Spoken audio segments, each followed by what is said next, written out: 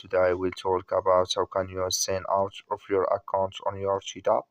We go to figure out the solution or know how you can do that on your app. So you just follow these ways, then it's going to work with you. So all you have to do, so you just go here, you go above this sign, click on it. When you just click on it here, so when you click here on this sign, it's going to take you to this list. It's going to show for you like this here. Then all you have to do now, so you just click here on sign out here. When you just click on it, then here automatically it's going to take you out of your account on your Cheat app. So that's all you have to do to sign out of your account.